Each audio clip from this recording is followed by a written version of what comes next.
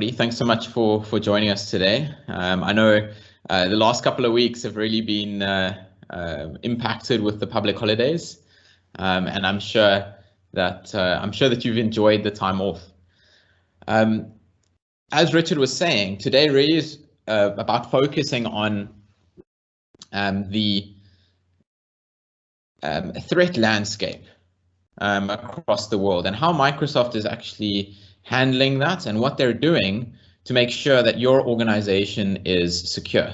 I'm also going to talk about what you can do to be proactive and actually both empower your users to maintain security and make sure that they're vigilant when they actually get targeted, as well as some of the solutions that you can add on top of Office 365, which will increase the number of layers of security, because that's really what it's about. Attackers these days, or hackers these days, are becoming more and more sophisticated in how they actually target us as individuals and as companies. And because of that, we really got to think about how many layers of protection do we need to put on a solution like Office 365 to make sure that we are protected. Not just Office 365. We may well have data sitting in various places. And that's an important thing to mention, because a lot of people think when it comes to security or this session that we're just talking about email security here. And that's not the case. We're talking here about advanced threat protection, or threat protection as a whole.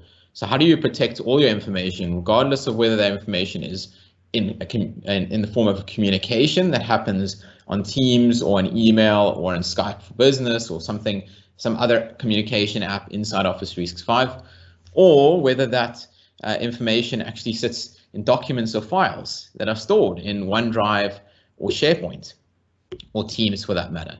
Okay, so protecting that entire environment, because that's where the threats really occur.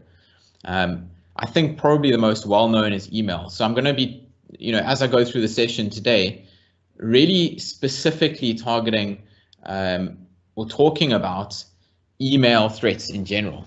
But all of these in a wider framework definitely apply to documents and files and other forms of information that we may well have in our organization. And we want to be able to protect against all of them. And a lot of solutions out there, without organizations maybe looking at it any further, they add security solutions on a solution by solution basis. And that creates a disconnect between how you're protecting all your information, because you want something that protects it holistically. And I think that's really when we talk about Office 365 as being a holistic productivity solution inside your organization. In the same light, you want a holistic security solution that can be added on top of that. Okay.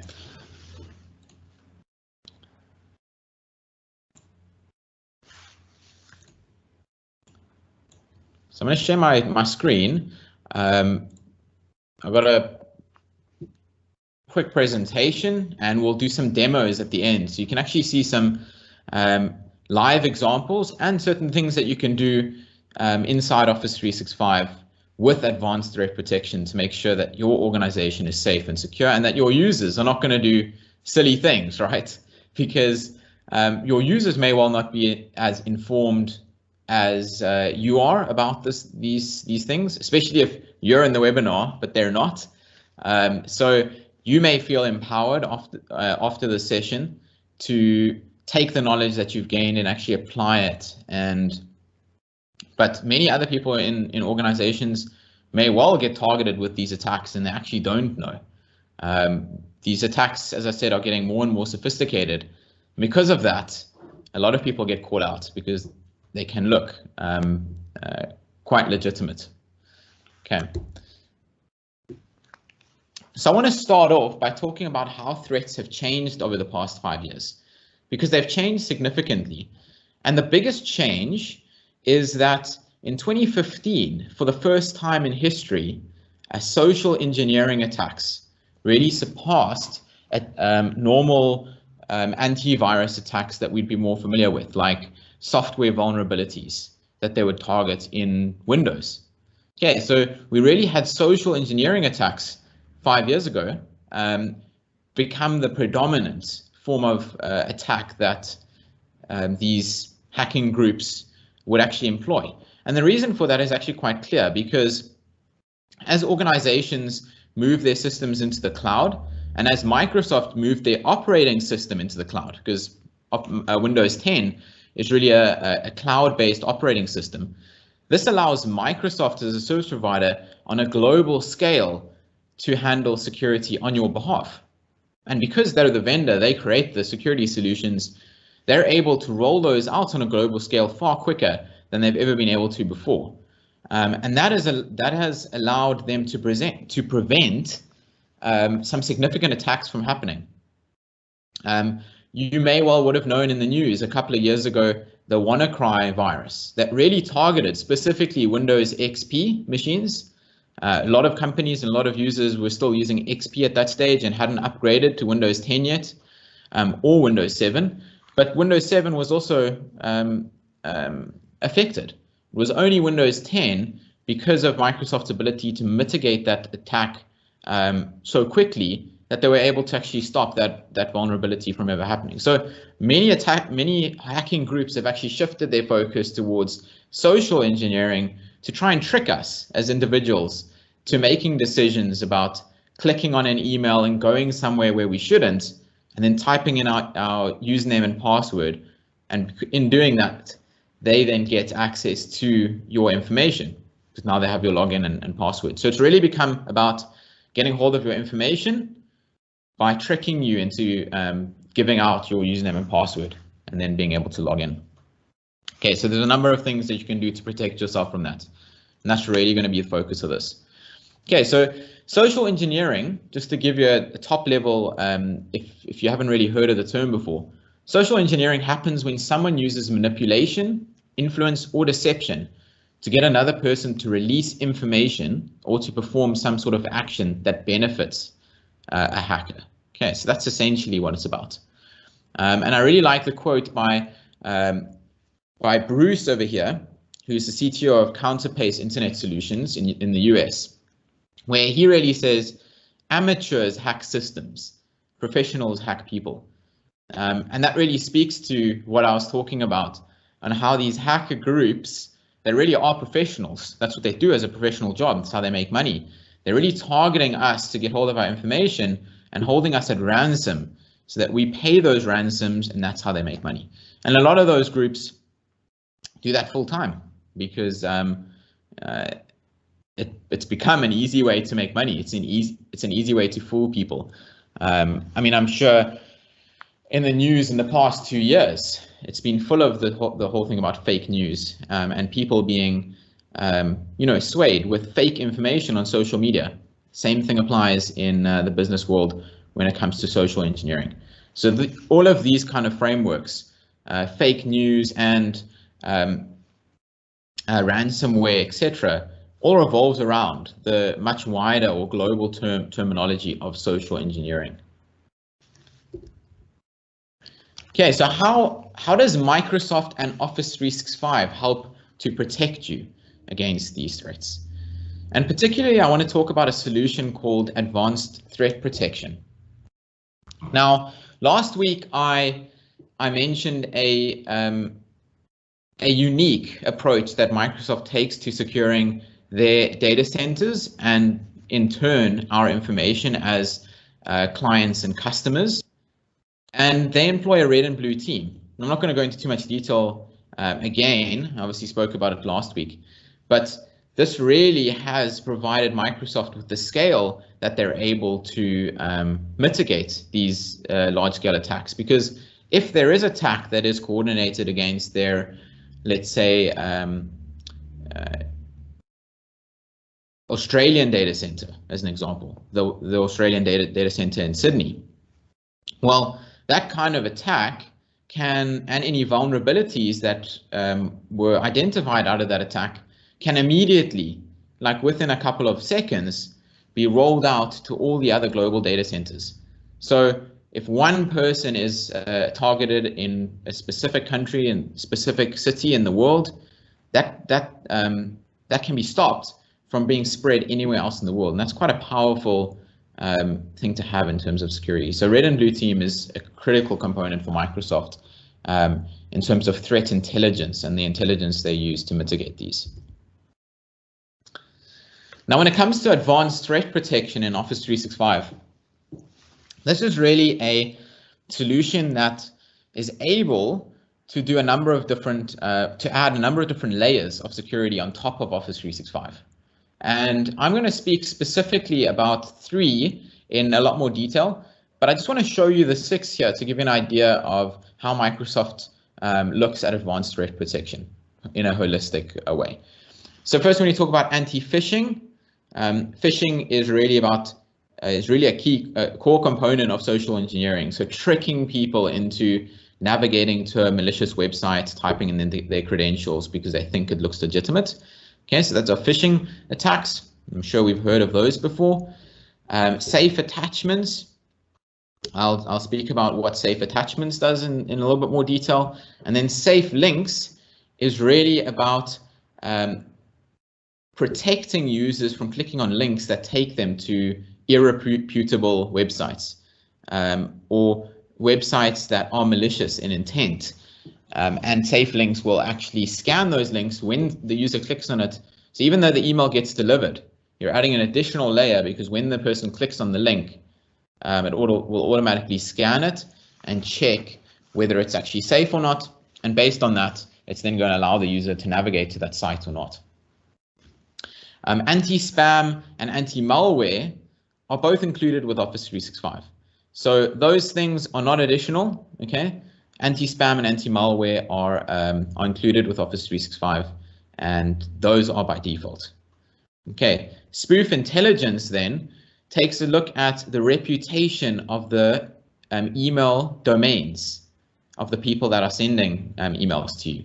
And based on that, it decides on a reputation score and will then deem the message as an attack or as spam, depending on what the score it gives it. The higher the score, the more likely it is that it is a phishing attack and not a legitimate email. So Spoof Intelligence uses a global database of metrics. So if an attack happens anywhere in the world, as I said before, Spoof Intelligence is really what Exchange looks at to detect these kinds of things. Because if it's already been deemed as a phishing attack somewhere else in the world, you obviously, it doesn't need to do that full scan on yours. It should just deem it as a phishing attack on your end as well. Okay, so really anti-phishing, safe attachments, safe links, Spoof Intelligence really form these enhanced layers that you can add on top of the already very good anti-malware and anti-spam. Now, anti-spam, there's obviously going to be cases where spam messages get through. That's normal. And I'm going to talk to how Microsoft relies on us as users of Office 365 to help to really engage and identify what is spam or not. So there's like a two-pronged approach here. They have their intelligence systems that really look at what is spam or not, and they also rely on us as users to identify, because there's always a human element. Computers are not quite there in terms of correctly identifying 100% of the time whether something is false or not. They use specific metrics and calculations to do that, and some things can get through those calculations. So I'll speak to some things you can do to actually help prevent more spam by actually submitting things to the intelligence team, which will then stop that spam being affecting any other company across the globe, which is amazing. So we can actually contribute to that. Okay, so it's really about a layered defense in depth approach. Okay, so the deeper you are behind this these layers, the harder it is for this attacker to actually target you. And there are 4 key things that Microsoft looks at when advanced threat protection is looking at email. Firstly, it's where's the email coming from to understand the source. So what country, is this a valid domain name? Is it verified on Office 365?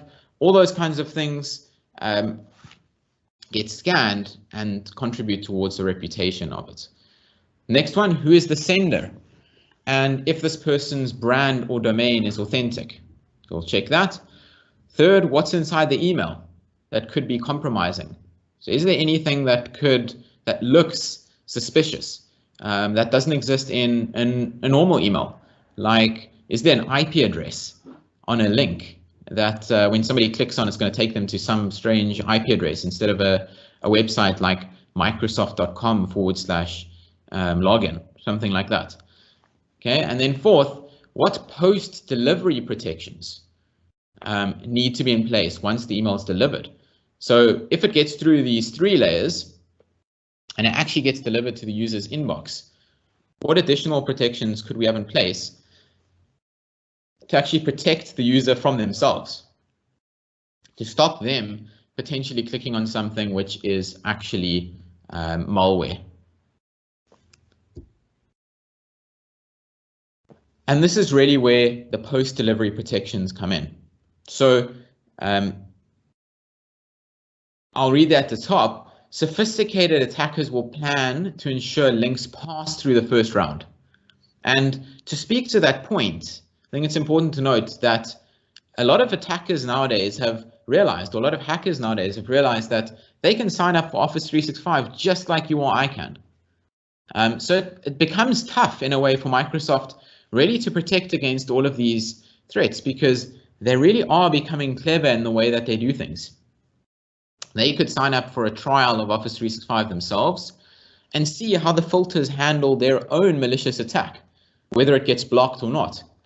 Okay, so those threats may well pass through the first round of security filters because they are sophisticated. They know they can sign up for Office 365, get on Exchange Online, create this email attack and see whether it comes through the Microsoft filters through the first round. And they can do this by making links benign, okay? Only to weaponize once the message is delivered. So only once it's in the user's inbox, it's then going to become weaponized. And then altering the destination of the links to a malicious site. Okay, so, and this is an important thing to note here, 20%, and that's quite a high percentage if you think about it. 20% of all clicks happen within 5 minutes of receiving an email. And that makes sense, okay? Because when you read an email and a file's been shared with you or something like that, you probably want to click on it, especially if you're the kind of company that's using OneDrive and SharePoint and Teams in depth. Well, you get a lot of sharing links like that, but you want to have peace of mind at the same time that those links that you're clicking on are safe and secure.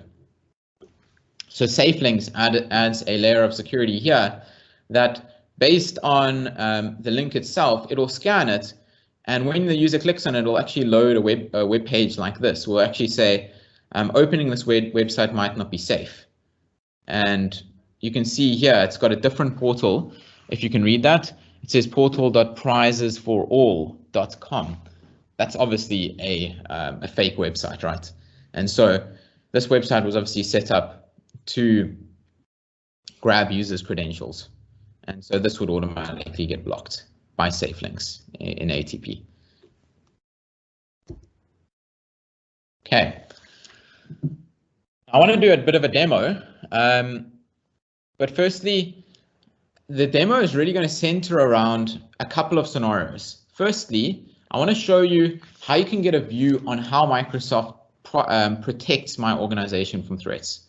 So in the current landscape, let's say you didn't have advanced threat protection, you just had the default protection. Are there places to go where I can see how much spam I'm getting? Are there spoofed domains that are communicating with my users internally? Those kinds of things. Are there places that I can go where I can see that?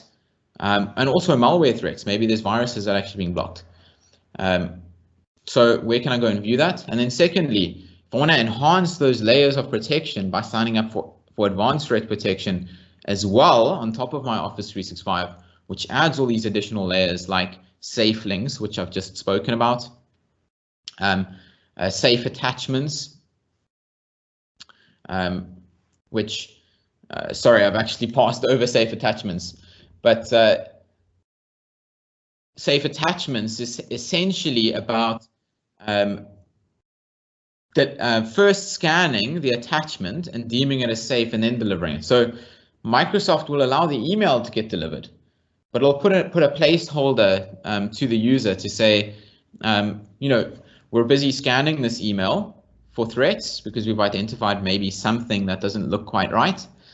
And the attachment will automatically get added to that email after the fact, which is quite nice. So that scanning kind of happens behind the scenes. The user can still receive the email with the message, but will get the actual attachment attached afterwards. And that's called dynamic delivery. And there's lots of ways that can be handled to protect from malicious attachments themselves. So how you want to handle that within your organization. And the last one is really about safe links, safe attachments, anti-phishing, and then threat intelligence. And that's really what it comes down to the report. You want to, as an organization, have intelligence into what's happening within my organization so that I can better align my organization security policies to make sure that these threats are not a major problem for me and my users going forward. Okay, so let's have a look at the Security and Compliance Center in Office 365, which is where these insights really lie. Okay, so if I go to the Security and Compliance Center, which is really just a website, protection.office.com, which will give all the protection and security capabilities of Office 365, I could go to Threat Management and I can look at the dashboard. And this dashboard that I'm on already over here shows me a couple of things. I can see the global threat detections that Microsoft gets. So 57 billion messages scanned across Office 365, 57 billion messages weekly. Okay, threats stopped, 17.16 million malware threats stopped globally. Blocked by ATP, 11.26 million. Okay, so these are specific threats that maybe bypass those initial layers of protection, but these are additional ones that got protected because they had those additional layers. Okay, and then removed after delivery. So these were things that Microsoft has a solution called Zap, that even if the email gets delivered, so let's say for example, somebody creates a phishing email right now at 3:30 in the afternoon, South Africa time, and they send it out and I get the email. Okay, now it's going to get delivered to me because it's basically something that's in the wild. It's not really known about yet. But let's say I don't open the email just yet, and I only open the email once this webinar is finished. Well, by the time I get back to opening or looking at my email at 4 o'clock in half an hour's time, that email has disappeared out of my email inbox, because what's happened is Threat Intelligence has looked at this, and even though it was initially delivered to my inbox, it's been dynamically removed after the fact using a service called Zap. Okay, so both blocked by ATP stops them before they reach your inbox, and Zap removes them after they've reached your inbox. That's once Threat Intelligence actually picks it up. Okay, so both work hand in hand to do this, and both are really part of ATP. Interestingly enough, Zap has now been included by default, so there's no additional charge to actually have Zap. Microsoft's included Zap by default. It used to be an ATP only functionality. Zap has now been included by default to any organization that's part of Office 365. So Microsoft delivered that threat protection capability to everybody. But these additional layers you need to add. Okay, so over here on the security dashboard, I can get a view on my threat protection status, and I can see here on the 26th of April, there were 4 phishing emails that were detected. There again, on the 29th, 2 phishing emails on the 1st of May, literally yesterday. Okay, so this is across the organization. I can see some insights, spoofed domains that failed authentication. So Microsoft checks between these domains whether they authenticate properly. And this really points to whether the domain has been set up correctly by your service provider, because sometimes you will notice that domain pairs exist here that seem like legitimate, but what that points to is that the domain actually hasn't been set up correctly, and so that really prompts a relook from many companies to say, okay, well, is our domain actually set up properly to protect against these threats? And I can tell you, based on experience from working with Microsoft and in the market for the past 5 years, since I started at Microsoft up until now, that most of the domains, and I'm talking like above 90% of customer domains are not set up correctly, which is a critical risk. So I would suggest that those get looked at to just make sure, and at least ask the question: has all the DNS records been added to my domain to allow authentication, so that Microsoft can actually check my domain and verify that this domain is owned by a legitimate company that is reputable. Okay, and you can see it has 3 different classifications. We can look at domain pairs that have strong signals that these domains may be suspicious. These domain pairs has moderate signals that these domains may be suspicious, and these domain pairs that should pass extended authentication checks. So these ones have good signals. Okay. Impersonations. So these ones, I'm going to show you an example of an impersonated attack a little bit later, and these are recent. Some of you may well have been targeted by some of these attacks that I'm going to show you a bit later. Actual emails that some clients in South Africa have actually received. And so domain impersonations would also show you here. An impersonated domain is a domain that is made to look like the actual domain, but it's not.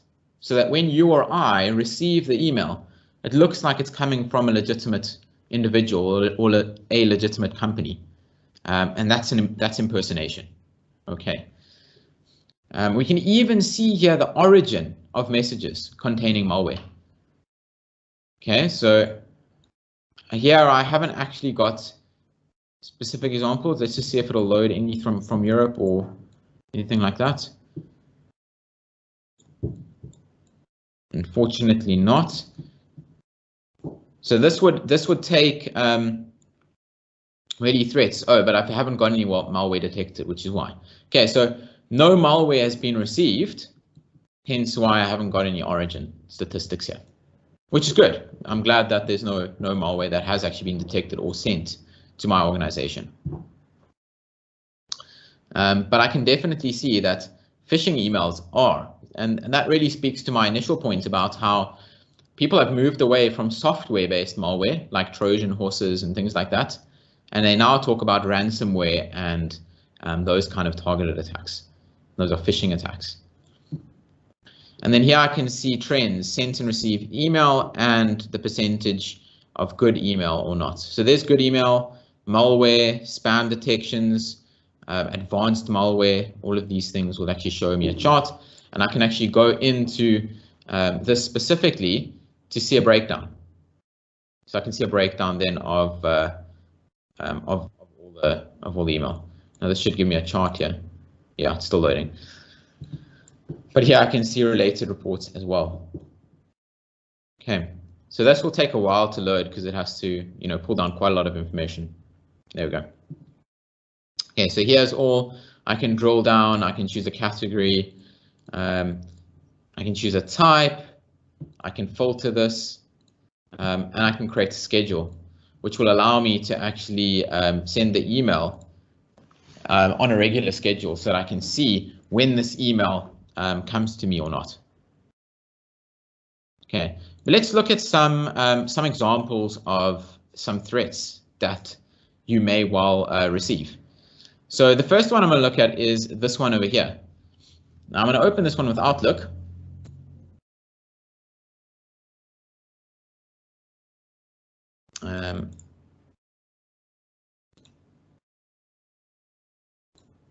Okay. Let's just, that's funny. I haven't set up the account yet. Okay, let's just open Outlook without an account.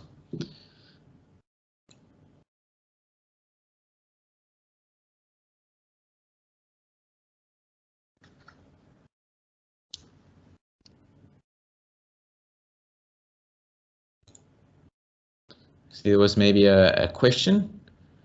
Okay, let's answer the question first. If Zap removes a message, does it notify the user or the admin, or does it, or is it a matter of coming to check under security and compliance? Well, if Zap just removes it, it's removed from a user perspective. So I'm talking from a user perspective. The message is gone from my side. I wouldn't know about it, and that's correct. I shouldn't have to know about messages that were actually a threat to me. Okay, so Zap removes it. Now it's not going to notify an admin by default, but you will by default have to go and check the Security and Compliance Center to see which ones were actually detected as malware or not. Okay, now you can actually create a schedule. So as I had spoken about here, and maybe you had sent the message just before, but you can create a schedule over here, which will then actually send this report on a regular basis to yourself or other admins within the organization. So you could have a couple of admins within the organization that then monitor this, and on a weekly basis you will get this this schedule talking about that. Okay.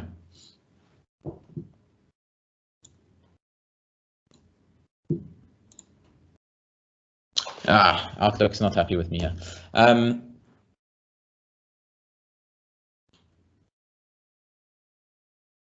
Okay, give it a moment. I'm just gonna add this one for the sake of doing this. Okay.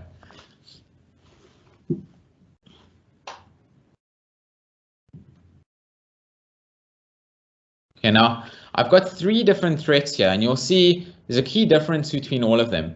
One of them in particular makes use of quite an advanced phishing attack, which impersonates your own email address to make it seem like it's coming from you, when in actual fact it's actually not. So what I'm going to do is I want to show you this one called FYI. Now this is an attack that actually is happening at this moment. It was an attack that I was made aware of earlier this week on Tuesday, and essentially it's just a modification of an existing one, and I'm sure you've probably seen a message like this before. So essentially this would be in fact from some strange email address. So that's the first thing you would want to check before you go and click on this. Who's it from? Because Outlook might show it as coming from Sarah Hall or somebody legitimate like that you might know, but the actual email address itself behind the scenes is actually not legitimate. And you can see that by when you mouse over, okay? So when you open this message, Microsoft now by default shows you the email next to it, but when you mouse over, you get this expanded view, and it'll show you the full email address as well. Okay, so always good to check the email address that it's coming from. And then the second most important thing is to check, well, this may look like to maybe a user that's not very familiar with how DocuSign sends messages. It may look like something that comes from DocuSign. Okay, so if I click View File, and I'm not actually going to click it in this case, but if I move my mouse over it, and this is one way that we can all check and be vigilant around these kinds of attacks. If we mouse over it, Outlook will always give us an indication of where this link is going. And we can see here, I mean, this kind of address takes us to somewhere really strange, and already that's that does not sit well with us. So immediately I would be suspicious of this. As well, if we look down here and we look at about, have a look where it takes us to some really strange websites as well. Okay, so there's a link to something in Box. Now, Box might be a legitimate company, but an unsubscribed website taking us to this kind of link definitely sounds suspicious, especially since Box and DocuSign are not related in any case. They're not the same company even. So those kinds of things can always spark off, they should raise alarm bells for you. Okay, so that's one attack that's currently going on. Another one is this one over here. So this one is an actual attack. Again, it comes from something that would show in Outlook as email alert, but the actual email behind it is bsellers@dwnc.com. And you'd be like, okay, that doesn't really tie together. It sounds suspicious. And I mean, obviously this email looks a bit strange as well. It doesn't, so you can always look for if there's grammatical errors. Okay, in this case, you know, there's no specific grammatical errors, but those kinds of things can be an indication that an email is suspicious. And then again, if we mouse over the link, it takes us to a strange link that we don't know about. And usually you can use your intuition here. If it's Microsoft.com or Office.com or OneDrive.com or SharePoint.com, well, those things are things that we know about. And so we can trust those kinds of things. But things like console.serveftp.com already raises alarm bells for us as well. Okay, so we've got two things: strange email address, as well as an interesting, a strange link over there as well. And then the third example, which you may well have seen this as well, is this kind of attack where it actually looks like the email is coming from yourself. You get an email in your inbox, and I've seen this happen to some clients, that you get an email that comes from yourself. So this is just a fictitious email that I created. So let's say eric@microsoft.com came back to, so it comes from eric@microsoft.com back to eric@microsoft.com, and you'll be like, whoa, okay, maybe somebody really has legitimately targeted my account.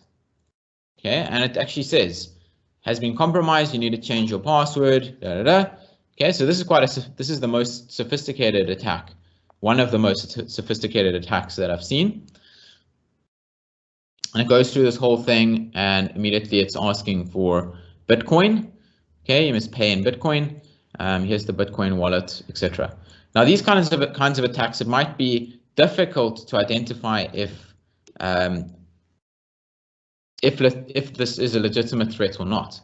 But in most cases, so in this, well, let's say these particular emails, I would always recommend, okay, instead of doing anything or actioning anything that this email asks, send this email on to somebody else. So what you can do is you can save as, so I'd always go and open that message, save it as an Outlook message somewhere, like on your desktop.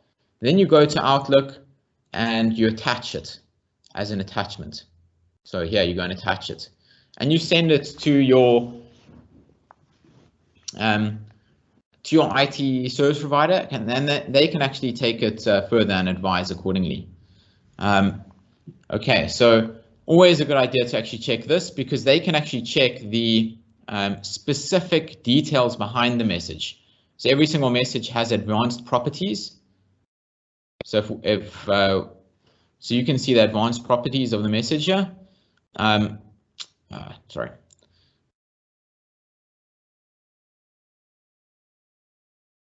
Oh, not on this one, sorry, because I used this as an example. But if you go to the properties of any other message in your, so I'm not going to save that one. Let's open this one as an example, and I go to the properties here. Okay, here are headers. So these headers, and they may contain a lot of strange looking code or anything, but these headers, is how we can really look at where does this email really come from, because it tells us the organization that sent it, all those kinds of things. So we could go as an email administrator or as a technical security advisor, you could go and paste these in here and check for, well, where's the originating server? Okay, received from outlook.com. Okay, so it definitely came from an Office 365 address. Okay, that's cool, but that doesn't solve everything. The fact that it comes from Office 365 doesn't mean much. These things are important. So SPF, Sender Protection Framework, is an important email protection, and here it passed. So it checked the SMTP, the mail is actually from Microsoft.com. Nobody can fake that. No one can go and buy Microsoft.com, and it already is owned by Microsoft. Okay, so it's already owned by an authenticated and approved, reputable company, and therefore it's passed. So this goes and checks this. They've also got an additional layer of security called Dkim. And I'd suggest that all organizations actually go and enable this. It's not set up by default on Office 365, but it's an additional layer of security that you could add, which is a domain key identification management system. So it actually adds keys onto your message, and the receiving email server can check that key against your actual server to see whether there's been actually any manipulation that's happened between when you sent the message and it was received. So if somebody's maybe targeted in between. So we can look at all of these kinds of things. Okay, so that's maybe talking about a more advanced scenario where, from a technical perspective, where we would look.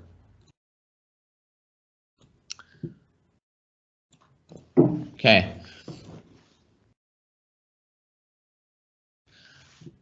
And then a final example I want to show you here is an email like this. Now this email looks fairly legitimate. It's a screenshot I took from an example that Microsoft has. But here you got an email coming from noreply.msteam2@outlook.com. Now that already is strange because they're using a personal email address. Outlook.com, right? Outlook.com is legitimate, but noreply_msteam, it's a little bit suspicious already, okay? Now, the rest of the email looks fairly legitimate. It's got, it says we've detected something unusual to use an application to sign into your Windows computer. We have found suspicious login attempt on your Windows computer through an unknown source. And it says somebody from Lagos, Nigeria, tried to log in with this IP address at this time. Now, if we view recent activity again, we can go and view over the links, and we can see here that we've got here a fictitious link which sort of looks legitimate, but we've got here www.microsoft.someotherorg.com/review recent activity. Now, we always, and I think this is a very important thing, even though it might have Microsoft at the beginning, you want to look at what is visible before the .com or the .co.za or the .org, because that's actually the domain.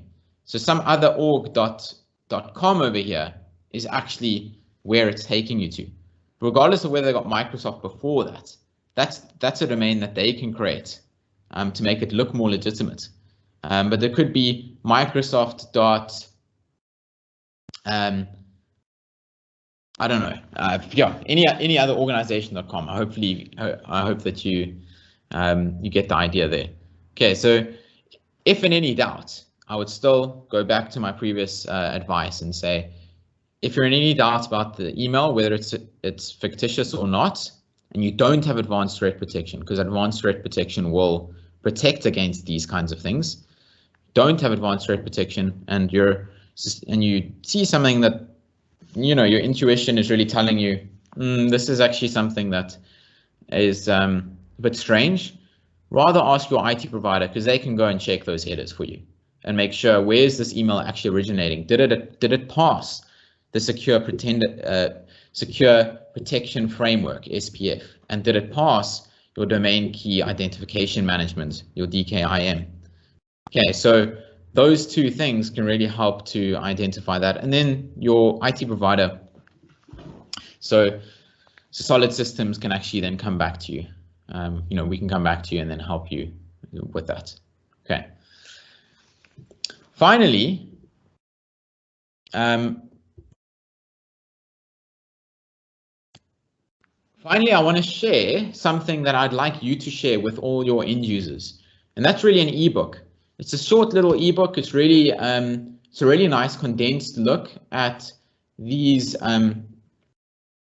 attacks, and it puts it in a framework for end users to understand. So for non-technical users to understand. So it's really about protecting your weakest security link, because if somebody can compromise that individual who doesn't know how to spot these kind of attacks, well, from that basis, they may well be able to compromise other people because they've managed to get hold of all of those users' credentials. Okay, because then they might have access to other people's email addresses, and then they can send via that compromised user and all of those kinds of things, right?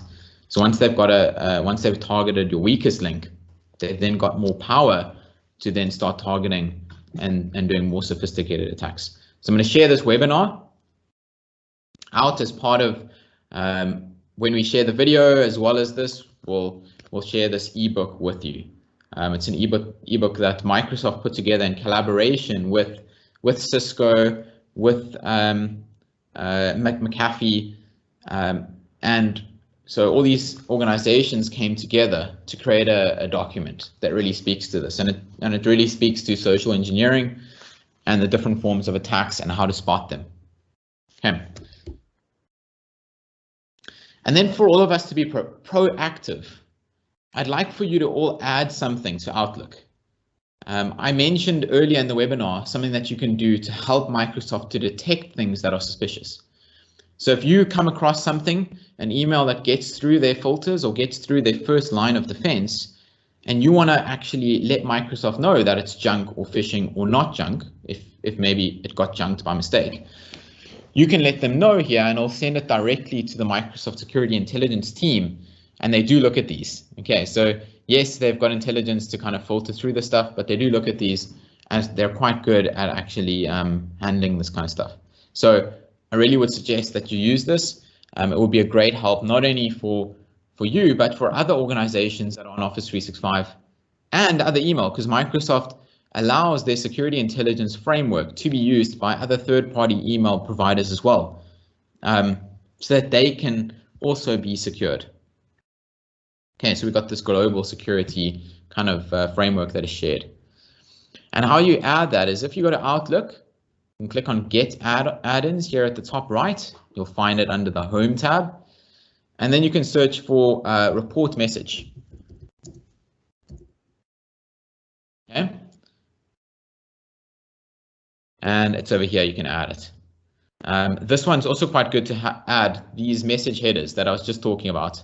This is if you're a technical individual and would like to check the headers of the email to check where it really originated from and these kind of things, you can add this one. Fantastic add-on. It's free. And then report message is the one that I would suggest all of you go and add, so that you can go and actually report these messages that are phishing attacks or spam or not spam.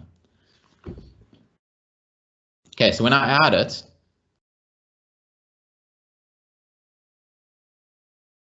and let's say we go and open this email. I can go to this email over here, and I'm not seeing that add-on just yet. There we go. Okay, it's just installing.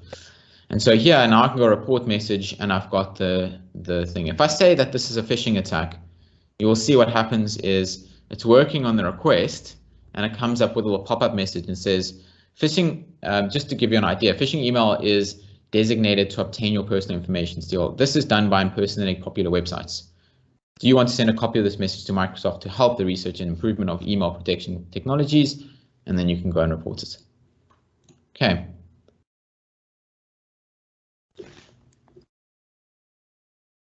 And then last but not least, with our 5 minutes to spare, I'd like to open up to any other questions. We had one question about Zap, but if there's any other questions about ATP in particular, how to get it, what do you need to actually add it onto Office 365, pricing requests, quotes, those kinds of things.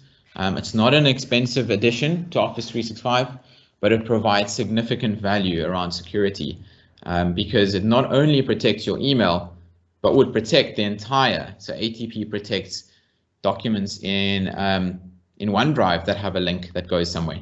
Documents in SharePoint, all of those places. It's a holistic solution, ATP, and protects all of those environments. Eric, are there any questions? Yes. Yeah, there just was one question from Benita saying she's entered the URL into her browser and it does not bring up a report. Where would I see it? So is that link just for particular users in the organization that would be able to see it, or would it be for anybody in the organization as long as they've got an Office 365 login detail? Great question. Thanks, Richard.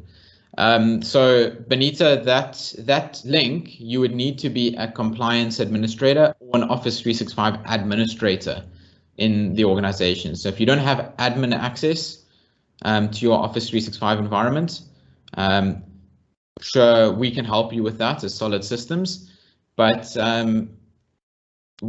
you would need to have admin access to get to it. The reason for that is there are controls that only admins should have access to, and not just any user. Okay, but thanks for the question. So it's great. All right, super. Was a nice small crowd today. I don't see any other questions coming through. So Eric, thank you once again for your time, and to all of our visitors. If there's any other questions, feel free to reach out at us, and then we'll take them from there. Thanks so much. I will, just for everyone on the call, I will share the video, and we'll get the video out to you as well as that ebook that I mentioned, so that you can take a look at those afterwards if you'd like to. Great. And then just a reminder for the 16th of May, that will be our next webinar, where we'll be starting to focus a bit more on your company data and your files and securing it and everything like that with the use of SharePoint. So join us again then. Absolutely, looking forward to it. I think SharePoint is an area where there's a lot of confusion. So those on the call, I think there's always a lot of questions around, when do I use OneDrive? When do I use SharePoint? How does Teams fit into the whole picture of SharePoint and storing my content? So please stick around. 2 weeks time, Thursday the 16th of May, we'll be having that SharePoint session, and I'll be going through everything with regards to that. Cool. Thanks so much, Eric. Cool. Have a great day, everybody. Pleasure. Thanks so much, everyone. Enjoy your day. Bye. Bye.